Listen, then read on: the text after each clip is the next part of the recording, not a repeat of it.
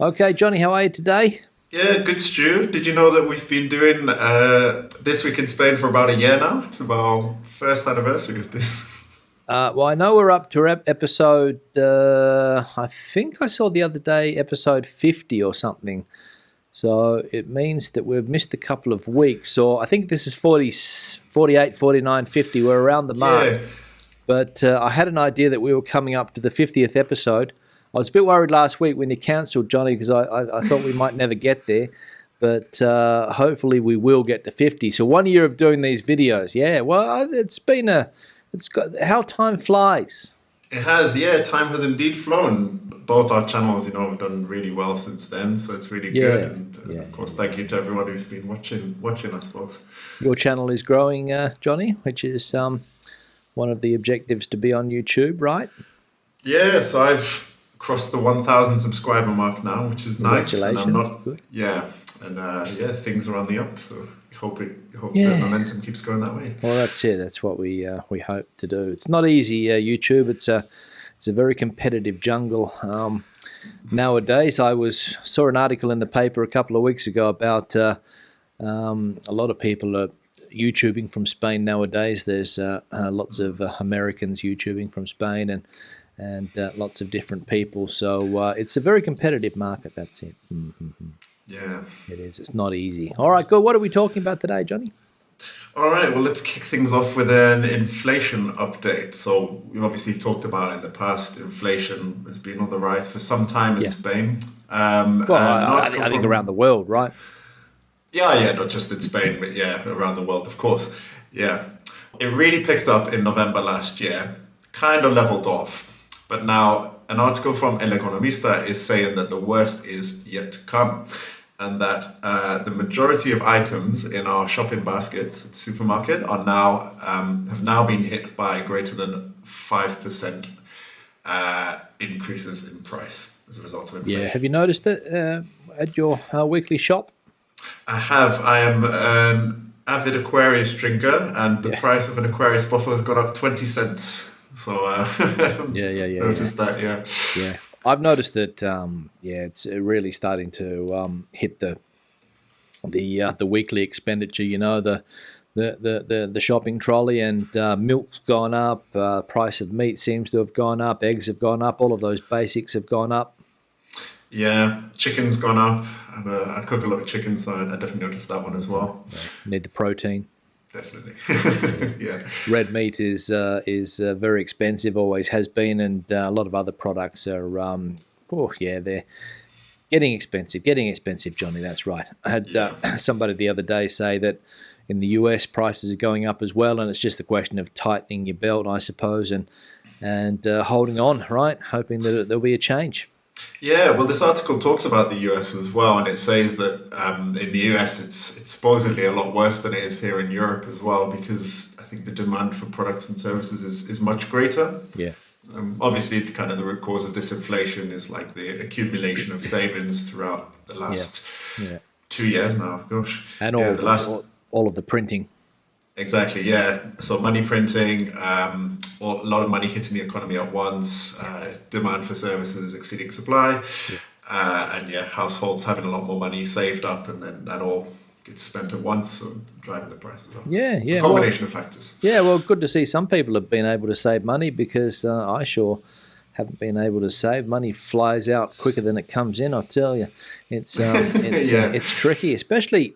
I don't know whether it's just here in Madrid, but Madrid is becoming, well, always has been a more expensive city if you compare it to other places in Spain. But you can really notice the difference nowadays. Yeah, yeah. I think particularly when you do like activities, like I don't know, restaurants, or if you go out, oh, then you start to notice the price difference. Yeah.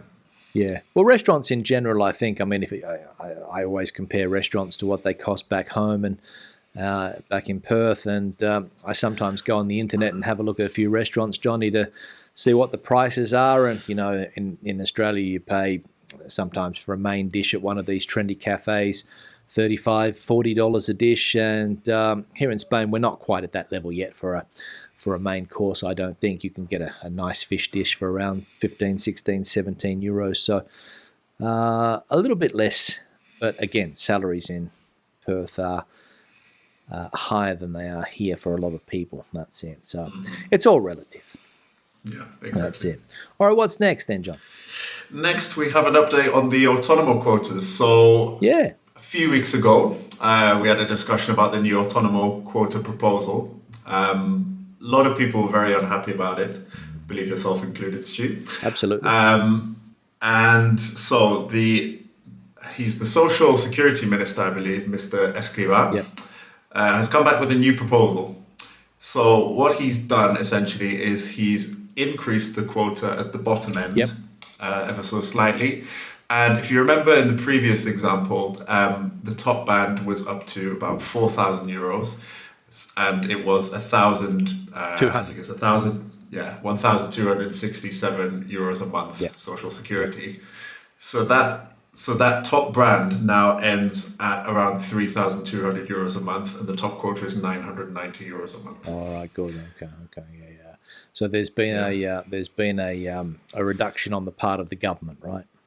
Yeah, ever so slightly. Though from reading up, Autonomos is still not fully happy with this proposal, nor is the government's partner, the Podemos party.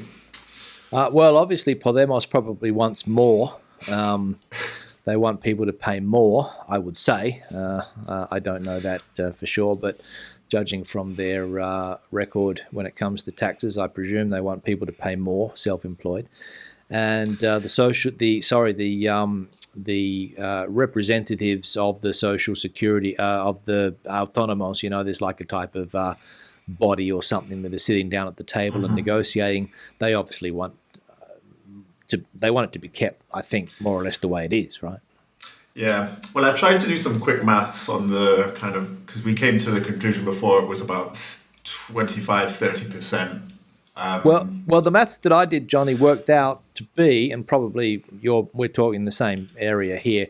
Basically, they're trying to get 30% Social Security payment out of everybody, or around that mark, I think, right? So even if you're at the low end or the high end, obviously with this new change, it's come down a little bit, but the previous one was around 30%. So 30% Social Security going out every month, and then 20% income tax. That's 50% bang gone every month before you do your books, basically. Yeah, though I did have a think about this because so it's not going to make a massive difference, but as an autonomo, you do get to deduct that social That is true. from your profits. That is true. However, the expenses are very limited. I mean, we're not talking about, being able to have a lot of deductions or a lot of expenses there included. You've got, maybe you can get a taxi charge, a bit of transport charge. Maybe you can get if you take a client out for dinner, you can, things like that. But we're not talking about a huge list.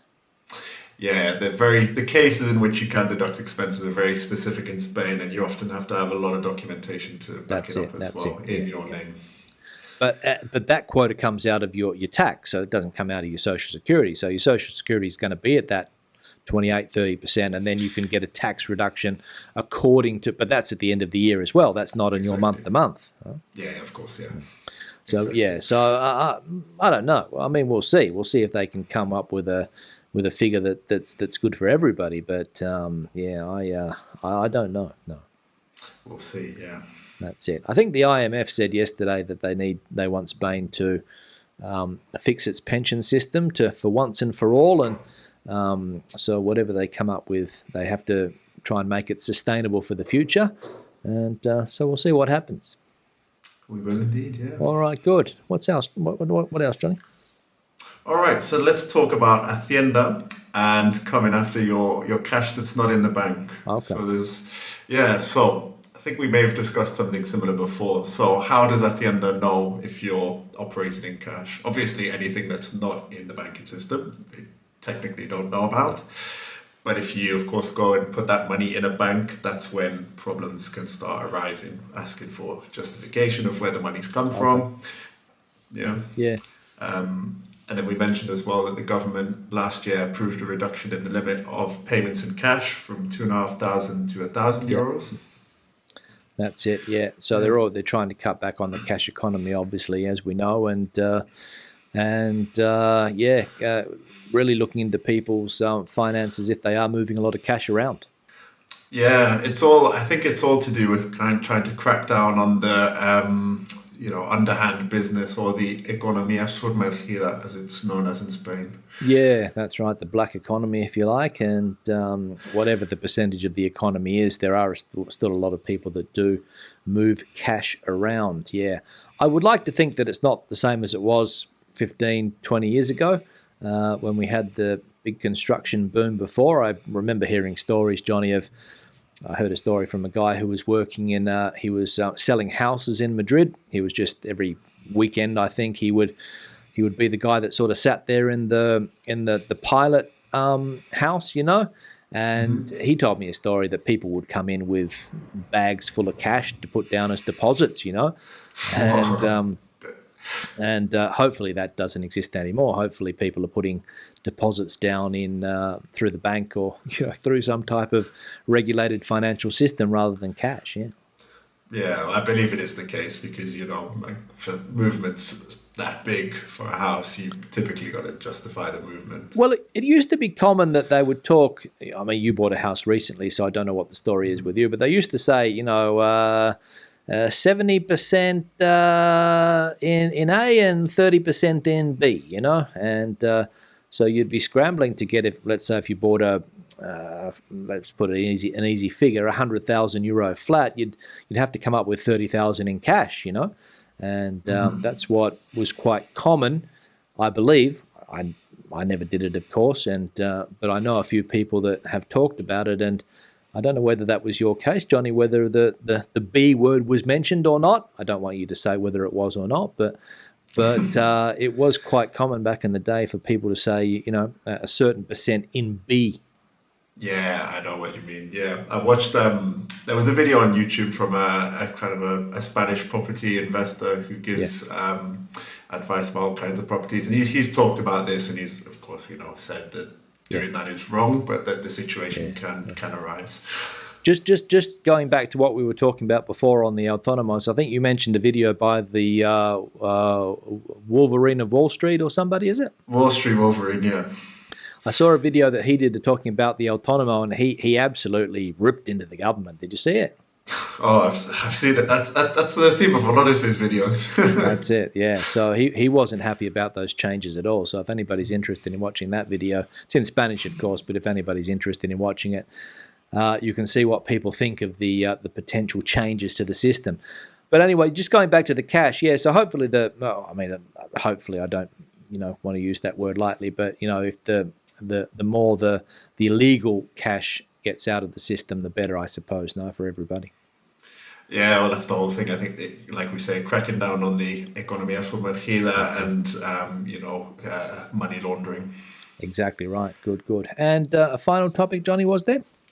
Yeah, we have one more, which is the, I don't know if it's a competition, but both Madrid and Lisbon are both going for the status of, what's the name? Let me just check. 15-minute city, was it, or something?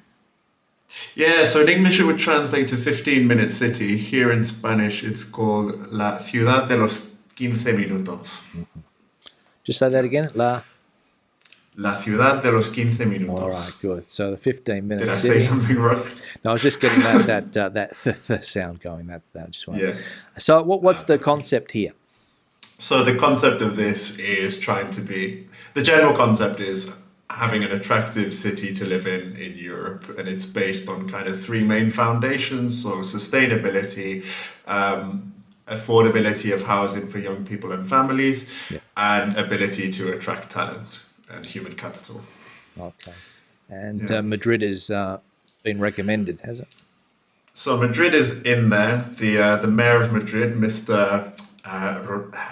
Almeida. Yeah. Well, he's involved in a Almeida. scandal at the moment, so he might not be the mayor next week. Okay.